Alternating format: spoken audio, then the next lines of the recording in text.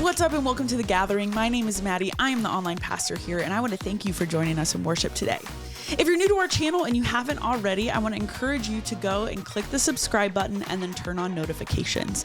Sermons like this one drop every Sunday morning. They're available all week long on demand.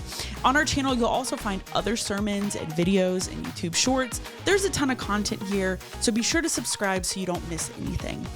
Now, in the description of this video, you'll find a link to our website to learn more about our church and a link to fill out a Connect card. If you fill that out, it lets me know that you were here. It gives me the chance to personally reach out and to say hello. Now, this week, we are talking about giving.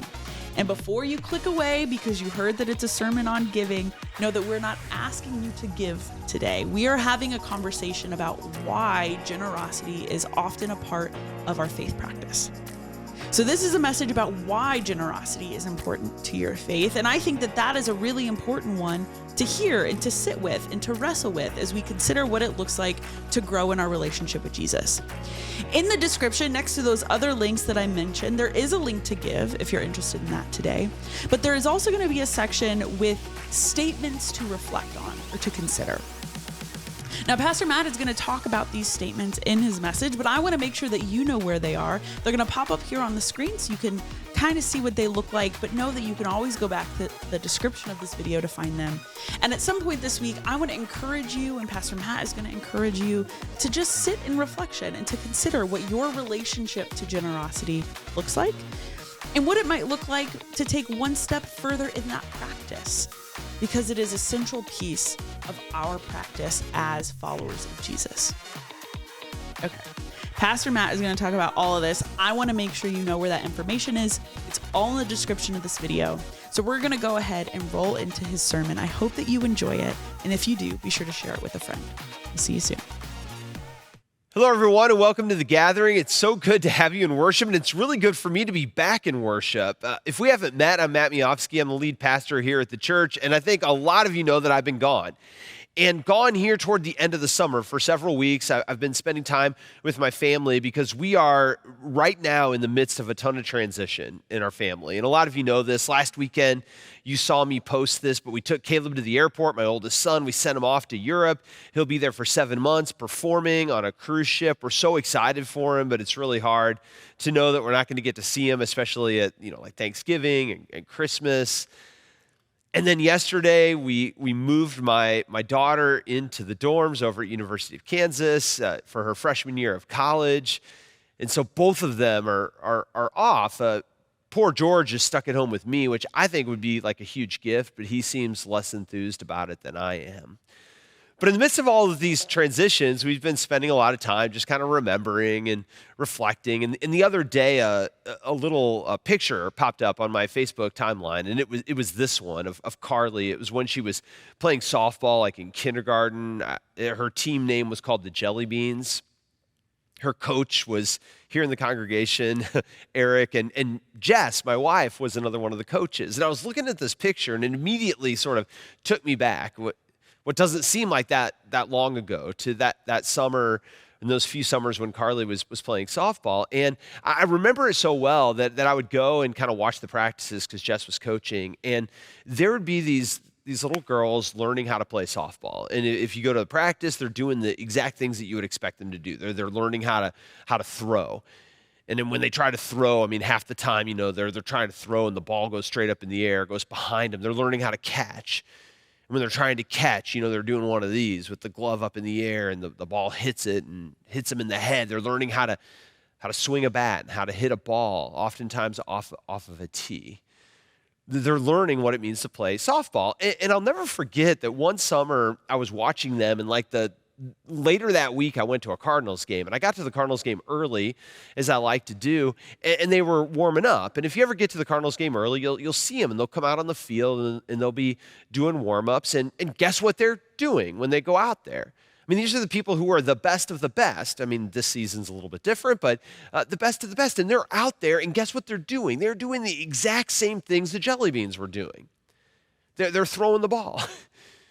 And they're catching the ball, and they're taking batting practice, that they're hitting. It's all the same stuff. Now, they're a lot better at it than the Jelly Beans are, but But when I was watching them, it was just kind of a reminder of me that to me that what it means to be a baseball player, a softball player, is to constantly be practicing throwing, practicing catching, practicing hitting. You never get to the point where you say, I don't need to hit anymore. I've got hitting down. I'm good. I don't need to practice that anymore. Or, I know how to throw. I don't need to do that anymore. No, if you're a baseball player, if you're a softball player, you're constantly growing in these basic practices.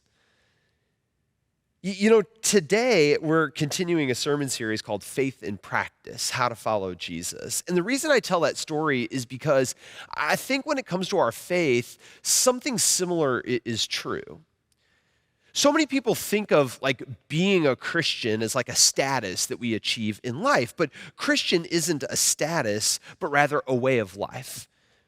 And it comes with these certain practices, things that we have to do if we want to call ourselves a follower of Jesus. And these practices are things that we're never done with. We don't ever check off the list and say, well, I got that down. But instead, we're constantly following, constantly living out the way of life that Jesus teaches. And when we started the church, when we started the gathering, we said that our mission was to invite new people to become deeply committed followers of Christ. And one of the very next questions was, well, Matt, what does it mean to follow Jesus? What does that look like? What are those practices?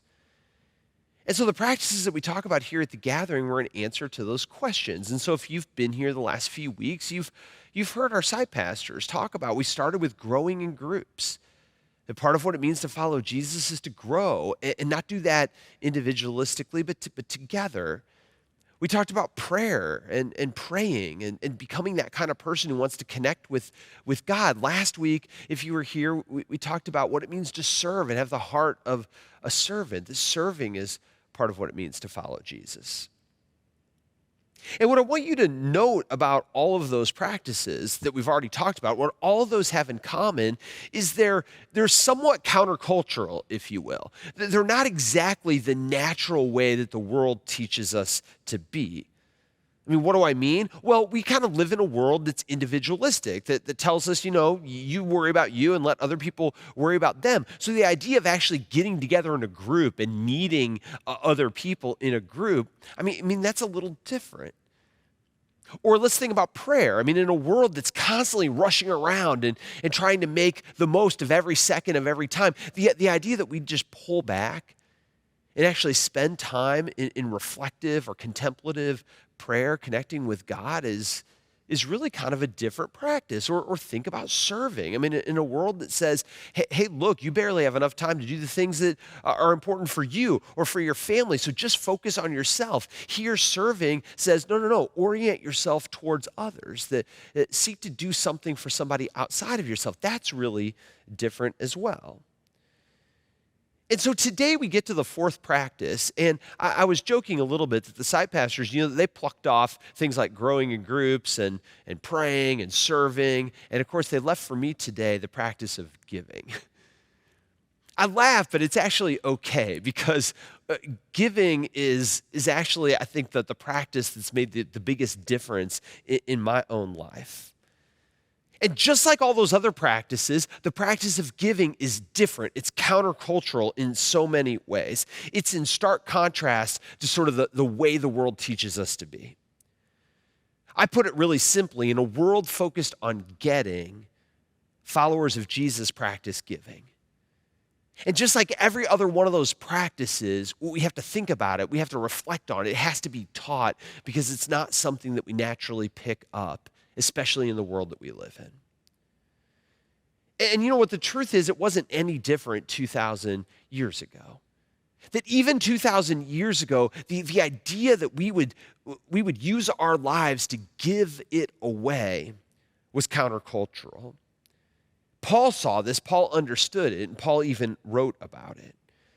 In fact, he knew that if people were actually going to do this thing, it was going to be something that he was going to have to teach. He was going to have to persuade. He was going to have to show people why they should practice this way of life. And so I want to start today by reading something that Paul writes to his protege, Timothy. And Paul, you can sort of see him saying to Timothy, look, we know that Jesus invites us into a life of giving. Not only giving our time and energy, but also giving our money, being less dependent on stuff. And we almost hear Paul tell Timothy, but I'm here to tell you, this is a hard message to preach. And so he's encouraging Timothy to teach this to the people who want to follow Jesus.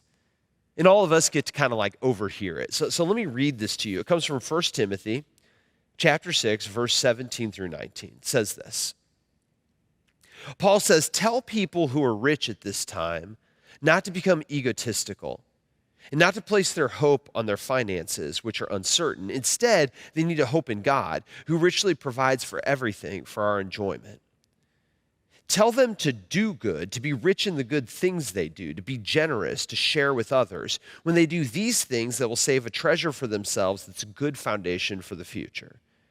That way they can take a hold of what is truly life.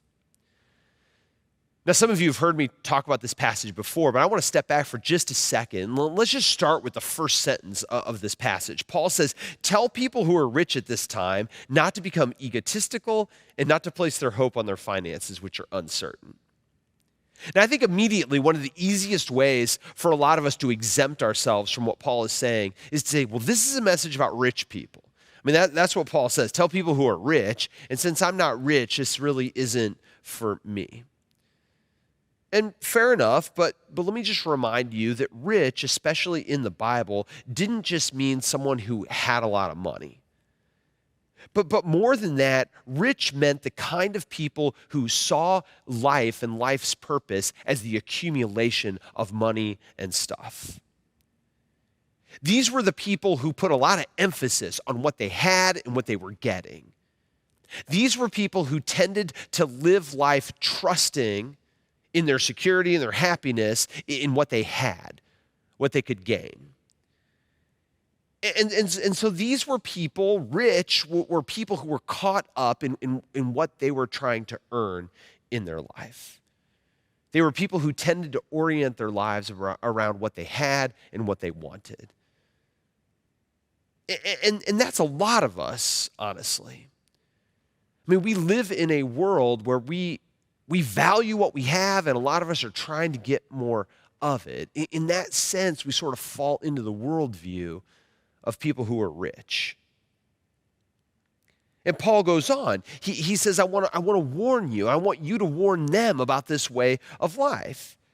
Warn them because it's kind of egotistical. It's very self-focused. In addition to that, when we base our life on what we're able to have or what we're able to gain, it's very uncertain. The idea that those things are going to make us happy or make us secure or make us feel loved or powerful, Paul says, that's an uncertain way to live. And then almost immediately, Paul contrasts that way of living, orienting your life around what you have and what you're able to get. He contrasts that way of seeing life with a very different way of life. And that's when he continues. He says, instead, this is a different way to do it. Instead, they need to hope in God, who richly provides everything for our enjoyment. Tell them to do good, to be rich in the good things that they do, to be generous and to share with others. I mean, this is so simple, but here Paul's saying, Timothy, you're going to see a lot of people want to live their life this way, but I want you to tell them about this other way to live life. And in this other way of living life, what we're aiming for is not more stuff. We're not trying to earn more money or to gain more stuff. Instead, in this way of life, what we're trying to do is do more good things. We're trying to become rich, if you will, in the acts of service that we do for other people. In this way of life, we're trying to use what we have and give it away to make an impact in the lives of other people. Over here, people are trying to gain money. Over here, we're trying to become rich in the good work that we do in the world and for other people. And then Paul sort of makes his closing argument. He says when they do these things, when they live in the second kind of way, they'll save a treasure for themselves that's a good foundation for the future. That way they can take a hold of what is truly life. Here Paul says, if If what people are aiming for in life is a happy and a fulfilled and a satisfied future, getting to the end of their life and saying, I did it right. I feel fulfilled.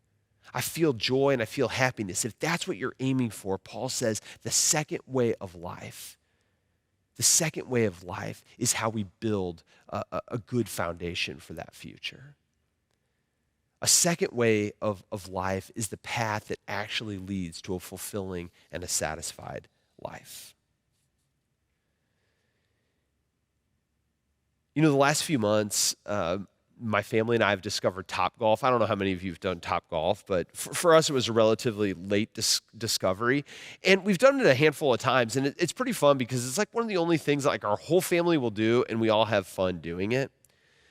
Well, I remember the first time that we went to Topgolf, and my assumption is you get up there. If any of you have never been to Topgolf, you're just hitting golf balls out there at these different greens and baskets, and you're trying to get it in. And when you go up there, me being me, I just think obviously you put the ball down, and the point of the game is to try to hit the ball as far as you can hit it and get it in one of those baskets that's as far away as possible. And the truth is, that's sort of the default game that they give you. And so you get up there and I'm just hitting the ball, trying to go as far as I can. But there's actually different games in the little computer. And one of the other games is not about distance, but it's about accuracy. And unbeknownst to me, at one point we switched the game from distance to accuracy. And so all of a sudden, here I am just trying to hit the ball as far as I possibly can hit it. And other people are hitting it, really close and getting it in and getting more points than me. And I'm sitting here wondering, what in the world is going on? And finally, I realized that, I was doing great, hitting the ball really far, but I was playing the wrong game. I was going for distance when the game was all about accuracy. I was playing the wrong game. And I thought of that because I think the crux of what Paul is saying in this passage is that when it comes to life, a lot of us are just playing the wrong game. We live in a world where sort of the default game is accumulate. Go out there and earn what you can, get what you can. Stuff is the name of the game. More of it is going to make you happier and more secure. And so go out there and get it. That's sort of the default game in the world that we're born into. Someone asked me recently if I was nervous that Caleb, my oldest son, is trying to make a living in the arts. And as a parent, of course, we want our kids to feel secure, be happy, to, not have to move back in with us and depend on us. And they said, so aren't you kind of nervous that he's making a career in the arts? Not exactly the most lucrative job in the world. And I told him, and I'll tell all of you, my answer was absolutely not. I'm not nervous about it at all. In fact, I encouraged him to do it. And the person looked at me a little bit funny and said, are you being serious? Why?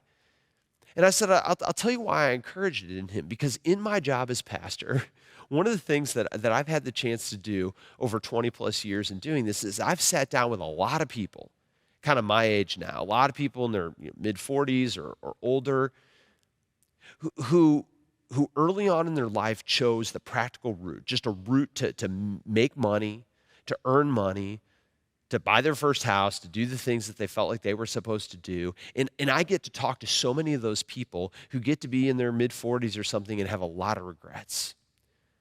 A lot of regrets that somehow they missed something that they felt called to do, or they didn't try something that they really wanted to try early on. I meet a lot of people who find out that sometimes the most practical way to live life is not necessarily the most satisfying way to live it. I share that with you because, we're sort of immersed in a world that just tells us that the point of life is to get a good job and to earn money and try to buy that first house or buy that first car, go on that nice vacation and on and on and on. And we can live decades of our life playing that game.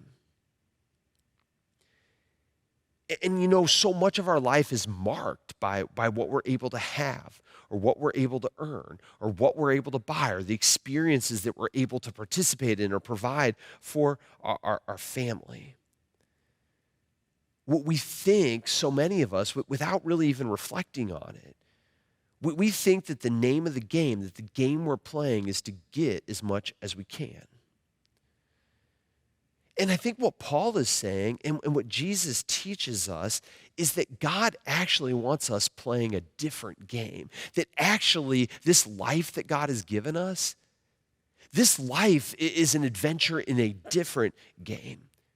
And it's a game where the score is not kept by what you're able to buy and the age at which you're able to get that first car, that house, or that cool vacation. That's not the game that God has created you to play. Instead, God has created us to play a different game. And in this other game, what we're actually aiming for, the score we're actually going for is, hey, how can you use your gifts and your energy and your talent to make a difference in the world? How and in what ways can you build up the common good? How can you influence the life of another person? How can you leave a positive mark in this world so that it's better after you're here than before you were here? How can you use what you have to make an impact in the world around you? That's the name of the game that God designed us for. That's actually the game that we're supposed to be playing. That's the game that's going to be most rewarding to actually win. But you know what? This way of life is actually hard. To play that game that God wants is actually hard. It's different. It's not natural. It's countercultural, if you will. And so last week, you heard a little bit about this. The site pastors, they talked about serving, that one of the practices is serving. And the idea of serving, I think, is just generosity with our time and talents. Serving is not seeing our time and not seeing our gifts and not seeing our talents as something to hoard for ourselves, but instead use it to give it away on behalf of other people so that we can impact the world, that we can build up the common good, that we can make a difference in the lives of others. Well, the same thing is true when it comes to generosity. Just like serving is being generous with your time and your energy and your gifts, generosity is about giving away our money, that which we have. Serving other people with the money that we have so that we can make a difference in the world. And friends, some of you have heard me teach this so much before, but generosity, it springs up from the belief that everything we have is something that God has given us. That none of us get to keep it forever, but that God gives it to us, not to hoard and to keep, but to use some of what we have to make a difference in the world, to make a difference in the lives of others, to make a difference through the church that God calls us to be a part of. Generosity is the practice that helps us to play the game that God designed us for. Generosity is the practice of actually playing that game of giving ourselves and giving what we have away so that we can make a difference in the lives of others. And I want to tell you right here, really in an honest way, two things that I've learned about generosity. Two things I've learned about generosity in my own life. And the first one is it is really hard, and I don't want to sugarcoat that. Like I said, generosity is not natural. It feels difficult at first. When Jess and I were first married, my generosity was in fits and starts. It was spotty. We didn't have a lot of money, and it was really difficult for me to give some of what we had away when I felt like, so much so we needed to really hold on to it and keep it. The truth is I felt a little bit like the jelly beans when it came to generosity. Here I was like training to be a pastor, but I wasn't very good at doing this. I was kind of catching the ball like this and sometimes trying to throw it with the ball going behind me. And yet it's something that I practiced and I tried to stick with. And the older I got, the truth is it doesn't necessarily always get easier. I mean, life gets more complicated, things get more expensive, there's all sorts of things going on in life, and that idea of giving is something that I continually have to intentionally think about and to work on. Giving is a hard thing to grapple with, and it's so easy to shove it aside and say, well, I do so many other things with my life, I could get to that later. And so I've needed people along the way to challenge me, to push me, to teach me, to convict me, to help me to grow in it or to rethink my relationship to money. And so it's hard, and I think we just acknowledge that. But I will tell you a second thing I've learned about generosity.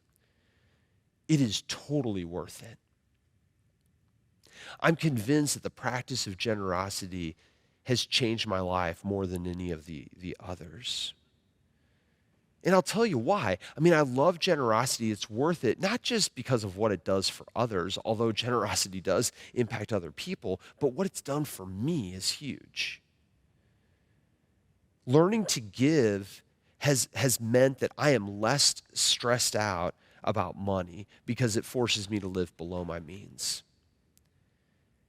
Giving has forced me to become flexible and in some ways free. I don't need everything that I make in order just to pay off the bills for the things that I already have, but instead I get to live with a certain amount of flexibility and freedom. It's taught me, quite frankly, to want less stuff.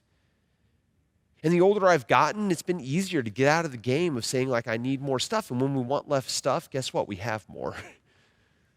We have more money. Generosity has made me less attached to the things in my life. And I think it's given me the freedom to be more attached to the people and to the work that I do. Generosity has made more room in my life for time that I can give away instead of time that I have to invest in the things that I have. I'm not perfect at it, but generosity and giving it's becoming a way of life for me and for Jess. And I've seen the evidence of what God promises. It's just a better way to live. It's a less stressful, a less anxious, a more flexible and more freeing, a more satisfying and a more joyful way to live. To put it really short, when we trust God and actually try living the way that God wants us to live, it is a better way to live, a firmer foundation for the kind of life that I know that I'm trying to live. And friends, that's why Jesus asks us to practice a life of generosity, of giving. Because it's better for us. And it leads, as Paul said, to life that is truly life. So part of what it means to follow Jesus is not keeping all the money that we have for ourselves, but giving some of it away so that we can make an impact in the lives of others and in the church and the work God is doing through the church. And I will tell you, it is hard, but it is a great joy when we start to do it. But like all the practices, maybe more so than any of the other practices, it is not something that we accomplish and check off a list, but it is something we have to start and we have to constantly be growing in.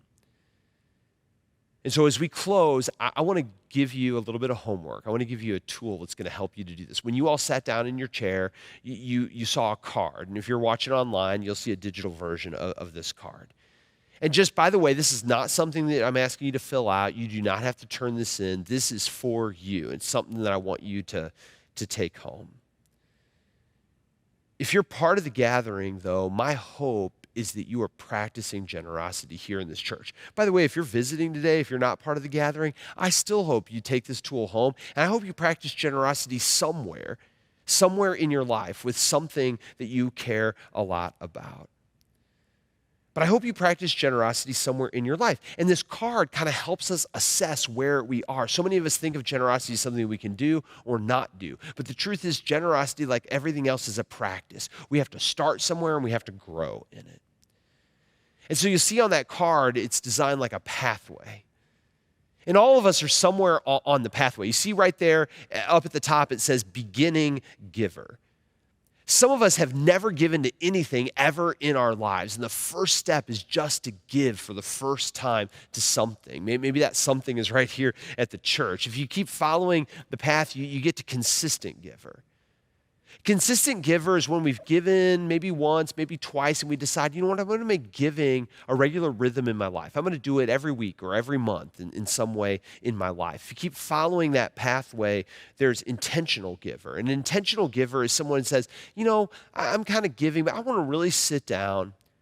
If I'm in a family, I'm going to talk with my family, and I'm going to figure out how much do I really want to be giving away each year. Maybe you think of that as a percentage of your income. In the Bible, it holds up the idea of a tithe, 10%, but it can be any percent. I'm going to give away a percentage of my income. I'm going to have goals for my giving, and I'm going to give that away. That's being intentional. If you go further along that path, there's transformative giver. And the way I think about this is, I want giving to be part of my life, so I'm going to actually make different choices in my life that enable me to give even more than 10%.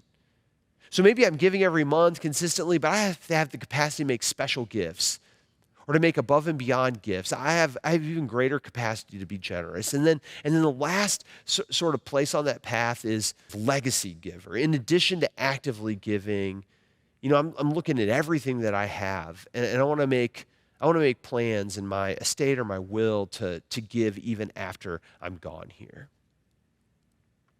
And so this card really is just meant to say, where are you in that path? That's a question I want to ask you. You don't have to answer it here, but I hope you answer it at least in your own heart. I want you to think, where am I on this path?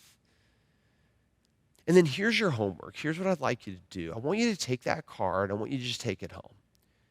And like I said, if you're in a family or if you have someone else in your life, you can sit down and talk with them. If you live alone, you can kind of reflect on this yourself, but think about, what would it look like for you to grow?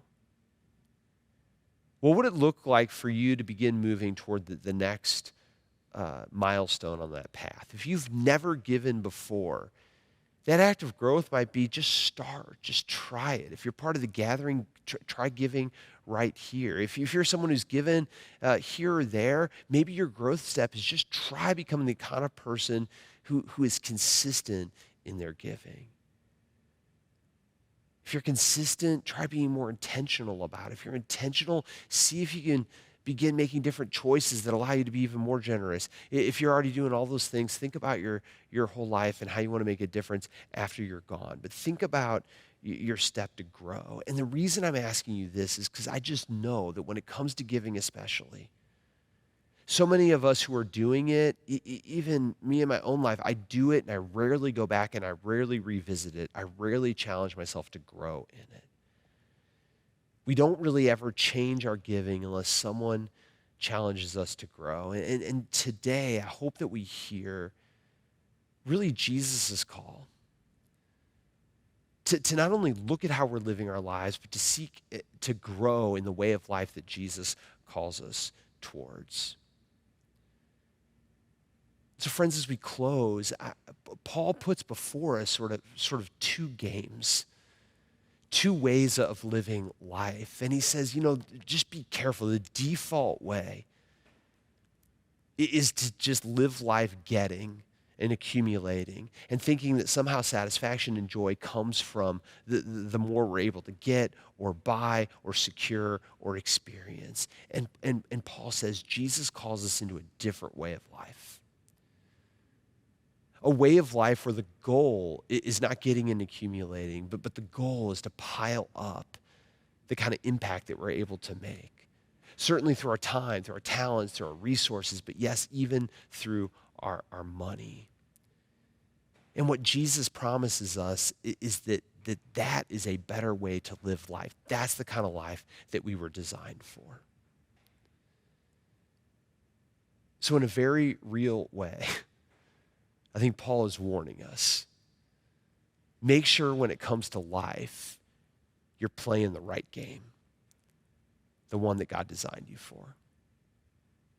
Will you pray with me? Gracious and holy God, I'm so grateful for every person in this room who has taken that challenge to not live purely selfishly, but to use some of what we have and give it away to make a difference. I give you great thanks for so many here in this church who have been generous to the work that you're doing at the gathering that have allowed this church to make an impact in the way that we have. And I pray that would only grow here, that as we seek to do your work, and as we seek to serve people, as we seek to make a difference, that you'd move in all of our hearts, that we might resist the temptation to live a life that's focused on getting and instead accept your invitation to live a life that's about giving. God, today may all of us take a step to grow in that life of generosity. And as we do so, I pray that we would experience the joy and the satisfaction you promise through it. It's in Jesus' name that we pray. Amen.